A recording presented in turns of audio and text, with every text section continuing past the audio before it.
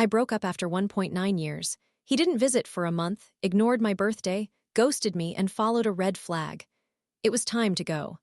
I ended my relationship with my boyfriend of 1 year and 9 months due to numerous problems and disagreements that arose over recent months, despite having discussed them with him and seeing no effort for improvement. Last summer, he did not visit me for an entire month, claiming he didn't have the opportunity to do so. On another occasion last year, when he came to my dorm, I was unwell and genuinely uninterested in engaging in any sexual activities, so I declined his advances. However, I still showed affection through hugs and kisses. I mentally noted to be more enthusiastic the next time we were together, and I was. On our next outing, he ordered pizza because he was hungry, and I contributed half the payment as I noticed he was having difficulty affording it.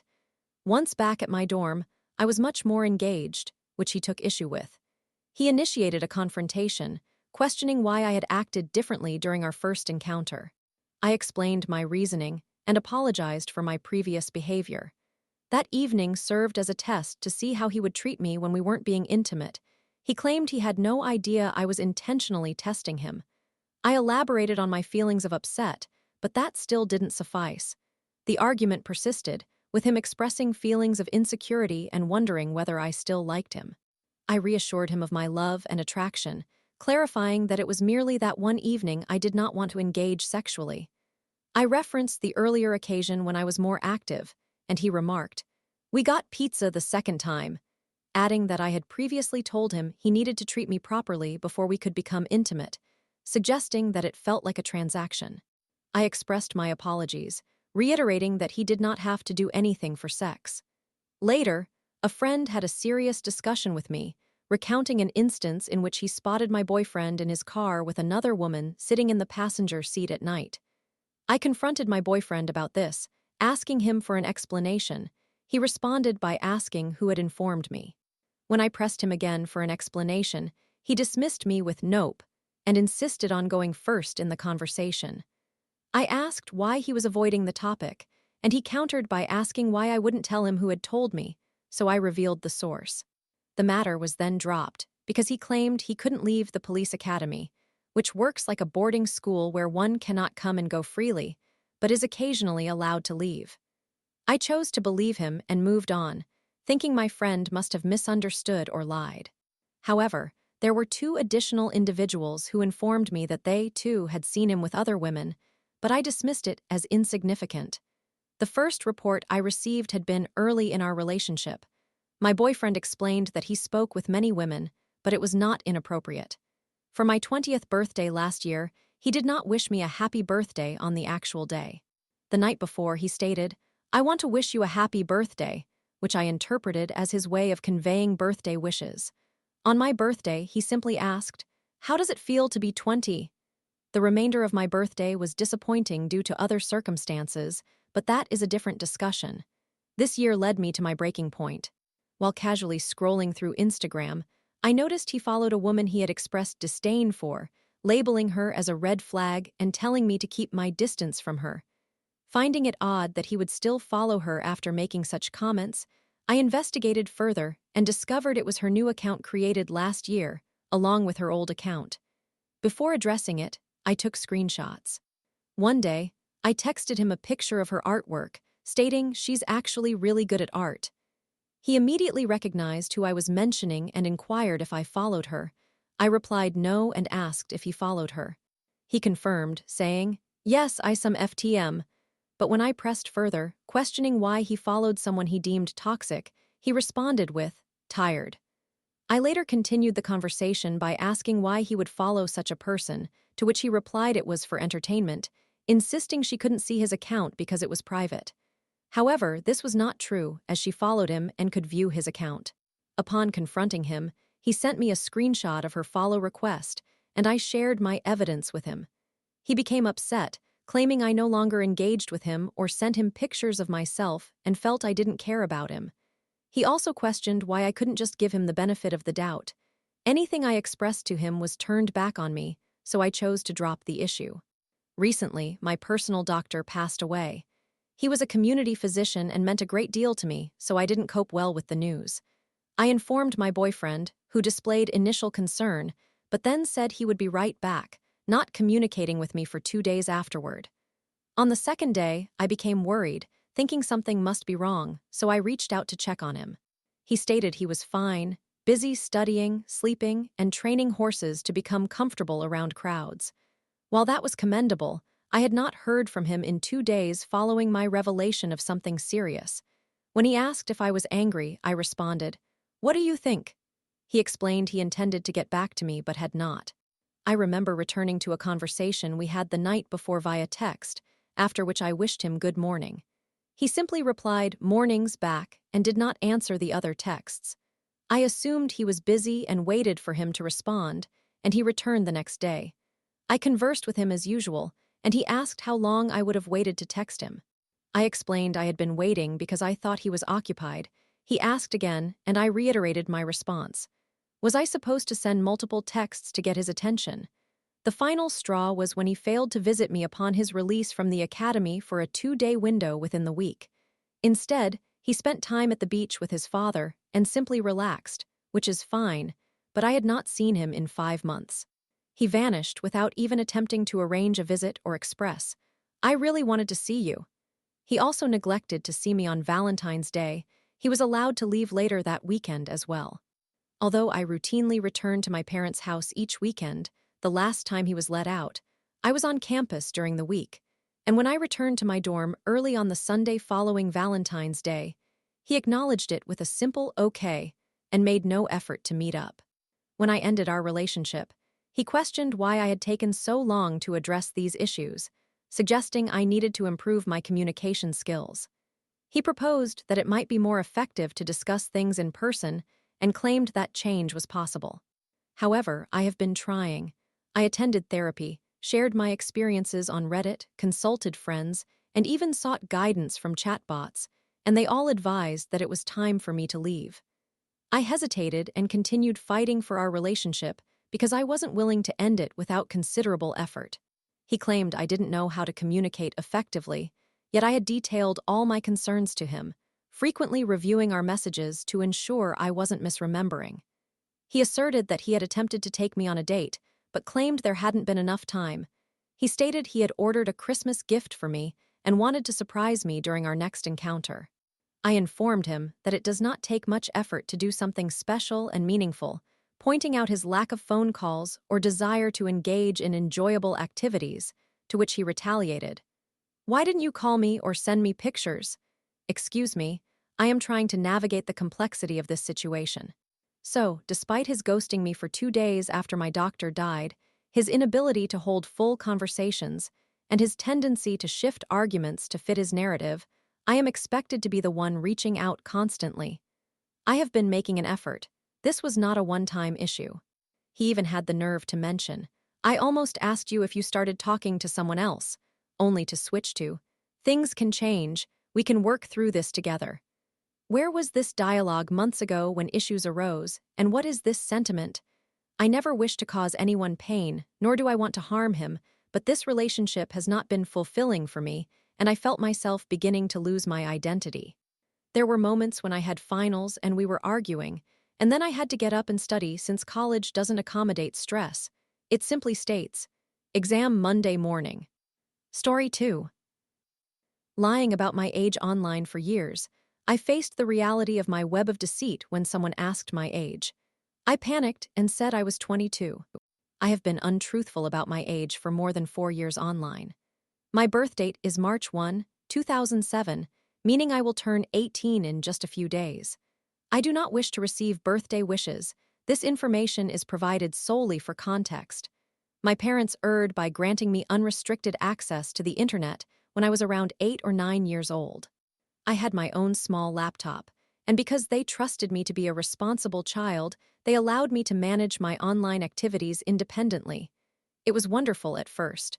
During the initial year of use, I had no idea how to navigate the online world. I drifted through chat rooms, managing to fit in reasonably well. I may have been a bit loud and somewhat immature, but I integrated adequately into small programming communities and music sharing groups. By the age of 9, I accidentally discovered adult content and I remain captivated by it today, which is rather unfortunate. I created my first Discord account that same year when I was 9, and it began innocently enough. I played a great deal of Roblox, so naturally, my server list was populated with those cheesy Roblox military groups, which were quite enjoyable. To summarize, obviously, I eventually found myself on the 18 and over side of Discord. I cannot recall exactly how it happened, but it did. Sweet little me at 9 years old consumed a lot of adult content, which led to chaos. I came across a playroom in one of those adult servers. I quietly joined because I had been an amateur writer for quite some time and was significantly advanced for my age in reading and writing skills, which allowed me to participate in a fantasy roleplay. I was never outright groomed, but that content held my attention for a while.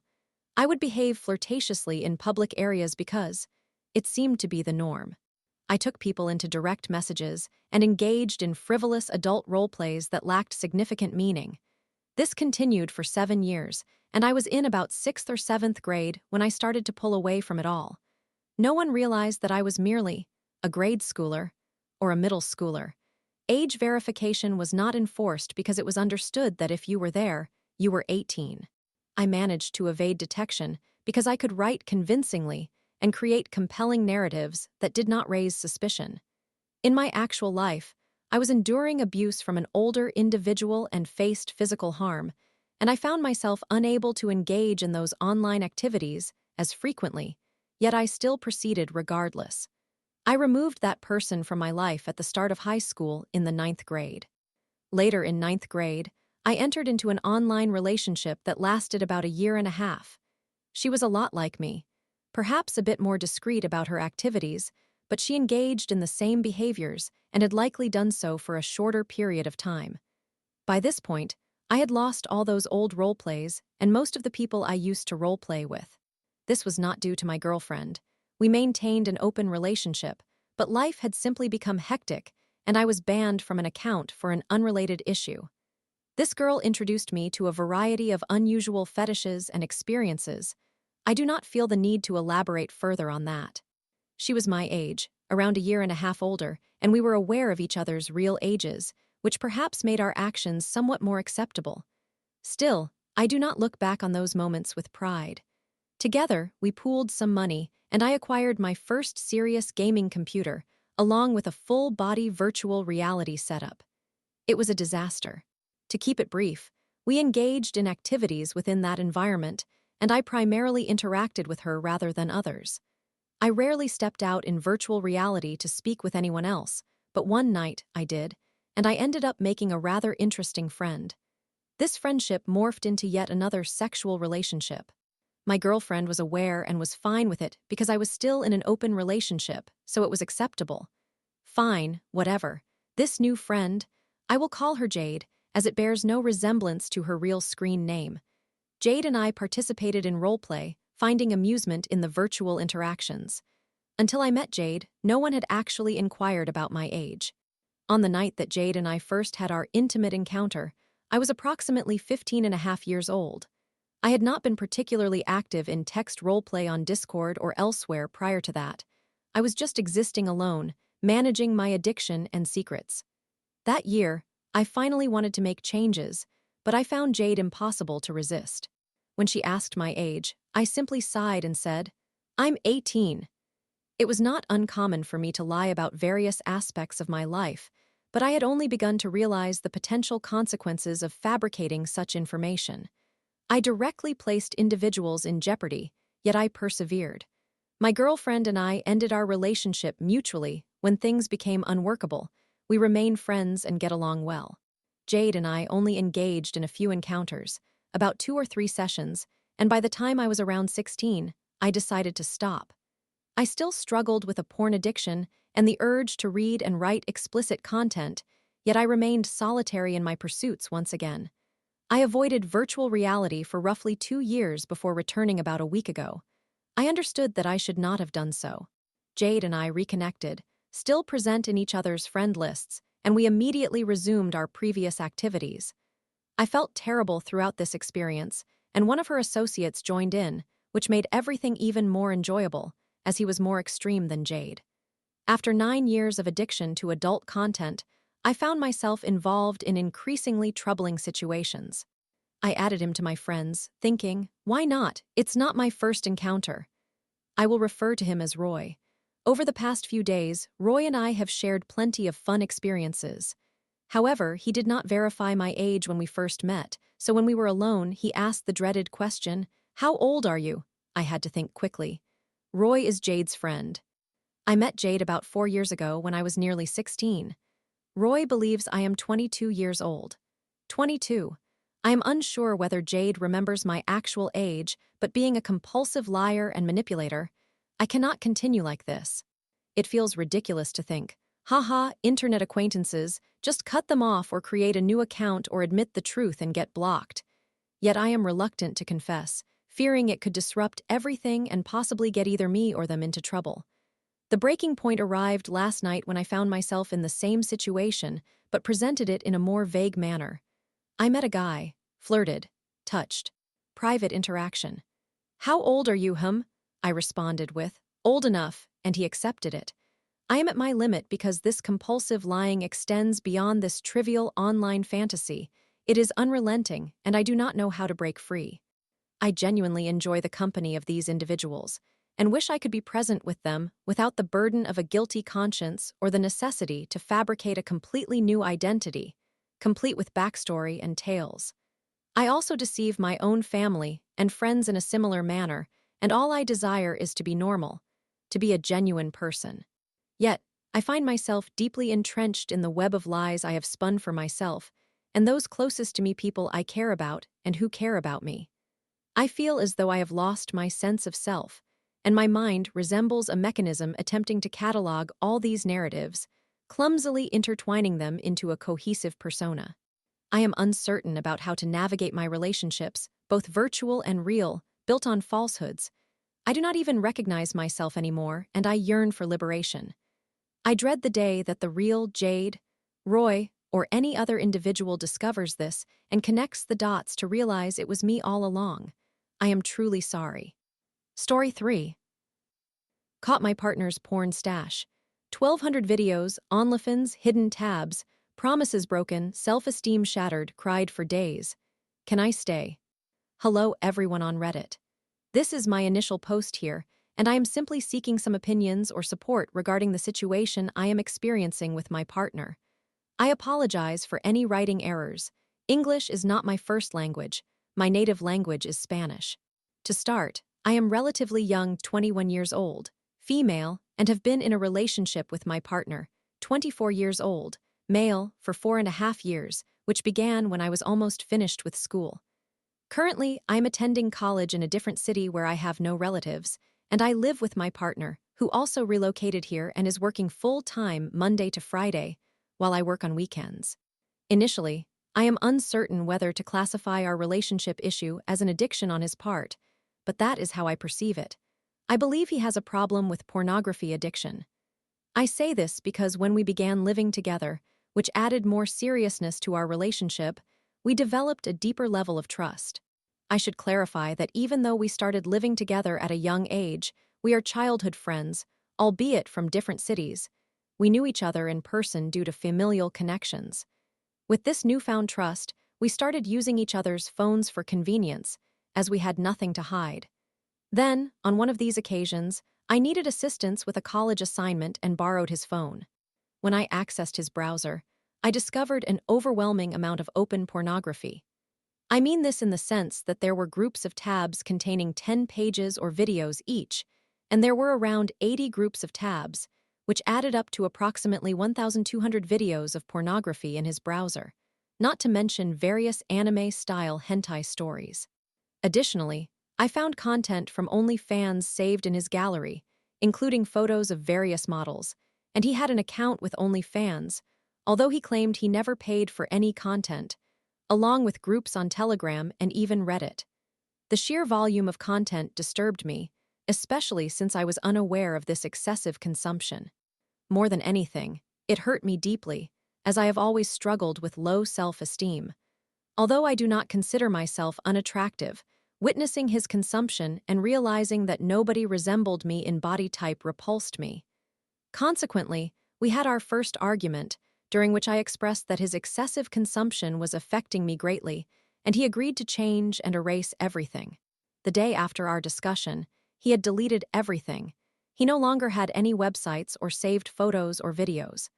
I insisted he delete the photos I had sent him because it made me uncomfortable to think that my images and videos were insufficient compared to content from OnlyFans. I should also mention that he would occasionally make strange comments, such as asking if I had ever considered getting breast augmentation to increase my breast size. I wear a size 32C. The second incident occurred while I was studying. I asked for his help again, and once more, I found similar content, though not as extensive as before. He was still downloading pictures, OnlyFans, etc. I was upset and remained distant for about 2 weeks because I needed to focus on my evaluations. Once they were over, he came to plead with me not to end our relationship, and I forgave him. I was still bitter, but I will explain my reasons for forgiveness later. The third time, we were preparing to sell his old phone since I had purchased a new one for him. He asked if I could format it since I knew how to do that, but I felt uneasy and checked it, only to find the same disturbing content again. This led to another argument and new promises. The fourth occurrence involved his new phone. I found more inappropriate content, leading to anger, more distance, promises, and reconciliations. The fifth incident, and thus far the last, occurred after we had been shopping together. While joking around, I said, "Yeah, and I am pretty," to which he responded, "Hey, you know you are not that attractive. You're not a supermodel or anything, be honest." I am aware of my appearance and do not consider myself conventionally attractive, but I felt the comment was unnecessary, especially since he was aware of my self-esteem issues. I have always been very thin, and although I recently gained weight to my ideal 52 kilograms at a height of 1.60 meters, I do not feel chubby, and I maintain a fitness routine. Following his comment, I felt hurt again and requested his phone to search for inappropriate content. Although I did not find as much as previously, he had just started using the incognito function but forgot to delete things from his history. Once again, we argued, leading to more promises. I reached my breaking point and ended our relationship, but since we lived together, I couldn't carry out the distance as I would have liked. He cried extensively and eventually convinced me to give him another chance. I reminded him that he had never kept his promises, such as starting to exercise because he is quite overweight despite being tall, reducing his consumption of explicit content, and cutting back on junk food. He agreed to tackle all of these issues. We attended therapy, which provided some benefit. However, it is costly, making it difficult for us to return. In summary, he has not maintained his commitments. He exercises occasionally, not daily as promised, and continues to consume junk food at work. I have refrained from checking for pornography again, as I do not want to go through it once more. Now I will explain some reasons for my continued commitment. Why haven't I ended the relationship? Quite simply, I feel I have invested too much time, effort, and resources into the relationship, just as he has. Now that we live together, I feel a sense of obligation to take this seriously. The thought of losing everything I've built for the sake of his actions makes me feel terrible. The last time I discussed our situation with him, he suggested that we should let me take the lead since I earn less money and he has family nearby, assuring me not to worry about anything. I'm uncertain whether I truly believe in this. Why does he consume this content? He claims he doesn't really know, stating that at some point in his life, it transitioned into something he does without excitement, merely for the dopamine rush it offers. Though I understand that pornography releases dopamine, this troubles me, especially when he used to comment on videos of other men discussing their excessive porn consumption, saying things like, "Wow, they are truly disgusting." He would often humorously assert that they likely did not have a girlfriend like him, which only deepened my feelings of hurt because it felt as if he had been ridiculing me. Another reason I felt hurt was that the times I found this content aligned with the moments we had recently been intimate, as the history indicates approximate times of page visits. When I brought this up, he claimed it was due to me falling asleep, so he didn't want to disturb me, or that he engages in it out of habit, as he would wake up and look at it briefly or view it before going to sleep. However, I find such actions troubling. Something else that bothers me is that when I cry, He merely watches and listens to my complaints about everything he has done. When I bring up the idea of possibly ending our relationship, he immediately begins to cry. This response leaves me with the impression that he does not genuinely care about how his actions make me feel. Rather, he seems more concerned about how the situation will impact him. I have not shared this observation with him. At this point, I am uncertain of what else to add. If you have any questions, feel free to ask. I realize that I may seem foolish for remaining in a relationship that causes me this much distress, leaving me with panic attacks and anxiety. Yet, I truly love this person. He is my best friend from childhood, and I do not want to ruin everything over such a matter. I understand that some or many may side with him, but I would still appreciate hearing everyone's opinions. So, am I overreacting to this situation, or is it not as bad as it seems? Story 4. I fell in love, pushed him away, and cheated. We broke up, met again, and on New Year's Eve we kissed. Can we really start over? Hello, everyone. My former boyfriend, who is 23 years old, and I, at 22, were in a relationship for 2 years when we were 18 and 19. We genuinely fell in love with one another. To summarize, I was unaware that I had a fearful avoidant attachment style, which led to complications in our relationship. Eventually, he began to act poorly in response to my behavior. When we first met, we did not start dating seriously until about 6 months later, as he resided in a different city. After we became serious, I developed tendencies to push him away. Due to my unstable emotions, I would often be hot and cold, and I would refrain from saying "I love you" or similar expressions. I did not mean to manipulate him, but everything affected me deeply, leading to those reactions. He was caring and kind, yet certain things would still hurt me, given that we were young. I perceived that he prioritized his friends over me, and our physical intimacy was sometimes challenging, as he was inexperienced and struggled with performance. While I tried to accept this, I often felt terrible afterward. Ultimately, I kissed another boy while still in a relationship with him, which could be considered cheating. He ended our relationship, but 2 months later he returned, and we reconciled. Upon learning about the kiss, he was initially understanding, soft-spoken, and expressed that it had shattered his trust, so he believed we should stop seeing each other. This seemed to inflict significant pain on him, and I am unsure how he found it within himself to forgive me, as he was always gentle and respectful and never raised his voice at me. I was astonished that such a way of loving and existing in the world was possible. We dated for another year, and everything seemed to go quite well from my perspective, except for the issue with condoms, which we never used. He was thoughtful, caring, attentive, generous with gifts, and I got along wonderfully with his friends and family. I was overwhelmingly in love, and I believe he felt the same. However, I continued to suffer because I never addressed the feelings that hurt me or established boundaries. 2 months before our breakup, we took a trip together. After returning, he expressed that I had humiliated him in front of everyone, treated him poorly, made him feel unworthy, unloved, and mistreated. Instead of responding with understanding, I shut down completely due to my fear of abandonment. I remember saying things like, "You are lucky to have found me, otherwise." Following our conversation, in which he remained extremely polite and expressive, I did not reciprocate when he began to declare his love, and instead, I responded with dismissive comments. A week before our breakup, we went on another trip, and I apparently repeated the same behavior. Out of nowhere, from my perspective, he ended our relationship, as I had no idea this was coming. He requested space, but I suggested he just break up with me to end the nonsense. He called me from another city and broke up with me.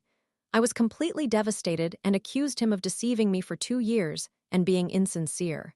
About a week later, I texted him in anger, upset that he had visited my city without asking to meet up. He explained that he had ended things because I had mistreated him once more and that I had damaged his self-esteem. I apologized, yet I still felt deeply hurt and betrayed. After this, we met for almost 2 months, but he had already been involved with 2 other girls. This hurt me greatly, and I expressed my feelings about it. In my pain, I made similar choices, embarrassing myself in social situations because of my heartbreak. I once cried in front of one of his friends, saying he did not love me. On one occasion, I met him with another person's hickey on me. We both ended up crying on a bench, and I suggested that this was the end, which I think he also recognized. However, he reached out 2 weeks later, asking to reconcile. I inquired whether he had a dating app, and he claimed he did not, but that same day, my friend discovered his profile on it. When I confronted him about it, he insisted he was not using it. I found this situation unbearable, feeling more upset about the lie than the existence of the app itself. I am certain he would never have cheated. Following this, things became extremely chaotic. For a year, he would intermittently contact me, re-establishing no contact multiple times despite my feelings of helplessness. He wanted to get back together while still being involved with other girls, which I learned about through friends. I would reconnect with him, only to later realize that it was a mistake. I often acted as his girlfriend for 2 to 3 weeks before apologizing and pulling away, which occurred 5 or 6 times. I felt lost and believe he inadvertently manipulated me. He wanted to reconcile but flirted with other girls on social media, which I could easily see. This was the worst year of my life. I loved him deeply, but I recognized that his behavior was utterly irrational.